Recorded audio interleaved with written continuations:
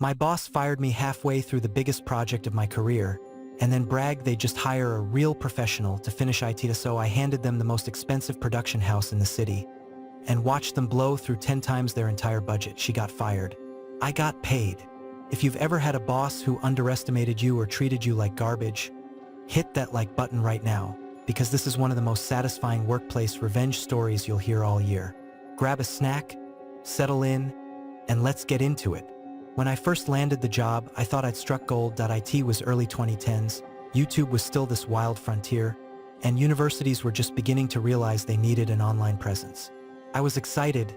I'd get to be the one shaping their whole image on social media. I imagined creative freedom, experimenting with video ideas, building something from scratch.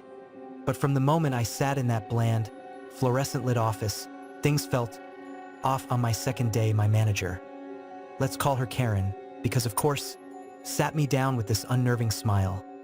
"Here's your KPI," she said, sliding a paper toward me. 85 videos, 0.3 to 10 minutes each. In 1 year. By myself that I actually laughed. I thought it was a joke. But she just kept smiling, waiting for me to agree. IT wasn't just shooting and editing. No. They expected me to write scripts, cast talent, scout location, shoot, edit, color grade, compose music, because they were too cheap for a royalty-free subscription, and I had to use my own gear because their cameras and computers belonged in a museum. We're talking machines that wheezed, trying to handle 720p footage. I tried to push back, explaining that this was a job for a whole team, but Karen hit me with the corporate encouragement smile. "Don't worry about the quantity," she said sweetly. "We care about quality. Just do your best." I wanted to believe her, so I agreed.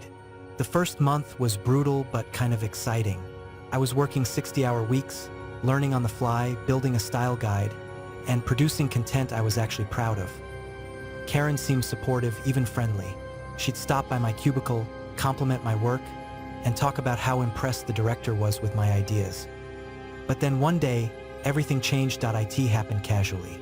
During a lunch break, I mentioned to a colleague that I was stepping out for a smoke. She froze, gave me this horrified look, and face-bombed. "Oh no," she muttered. "Oh no, what?" I asked. "You just told Karen you smoke?" "Yeah, why?" "She hates smokers. Like, actively tries to get them fired." I thought she was exaggerating. But the very next morning, Karen's tone toward me had shifted. Suddenly, I was late if I arrived 5 minutes past 9 o'clock, even though I stayed until 10 p.m. most nights.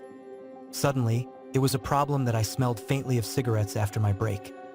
Suddenly, she was concerned that I wasn't answering calls during my 30-minute lunch. IT was death by 1,000 cuts. I kept pushing through, producing video after video, running myself ragged.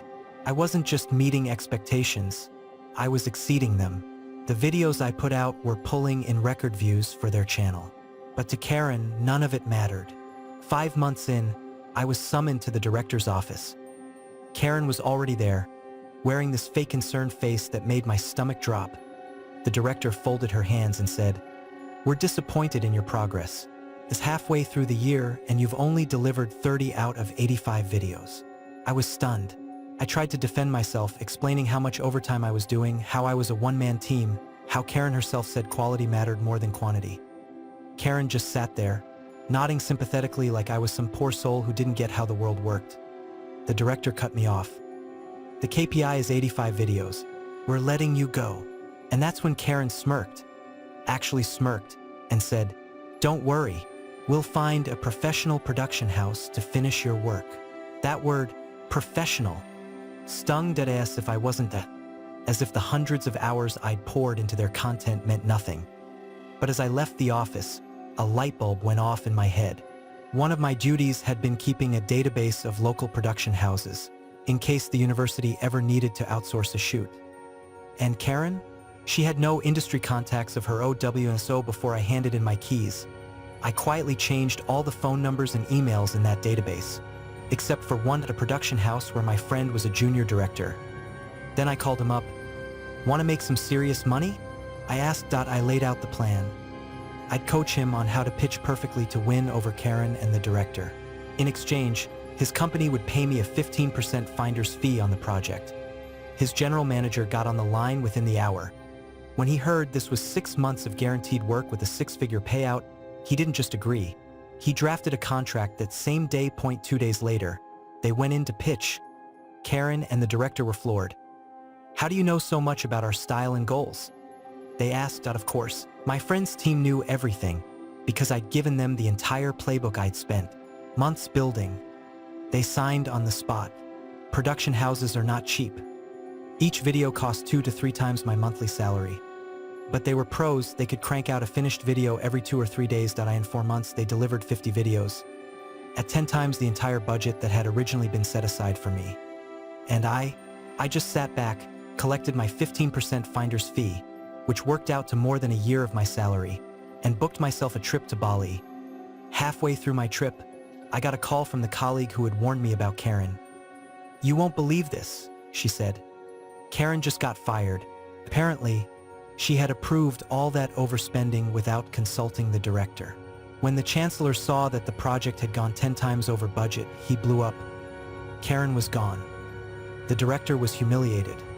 And my friend, promoted to full director at his production house, I hung up the phone, staring at the ocean, sipping a drink, and just laughed. They had fired me for not making enough videos and ended up spending more money on those videos than they probably ever imagined. The best part? They didn't just lose money. They lost face. Karen lost her job. And I walked away with enough money to attend a top film school overseas. It wasn't just revenge. It was poetic justice.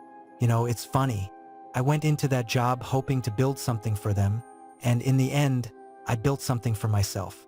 Sometimes, revenge isn't about hurting them. It's about taking back control of your own story. If this story gave you goosebumps, hit that like button and tell me in the comments. What's the pettiest or most satisfying revenge you've ever seen play out at work? And of course, subscribe for more jaw-dropping Reddit revenge stories every single week.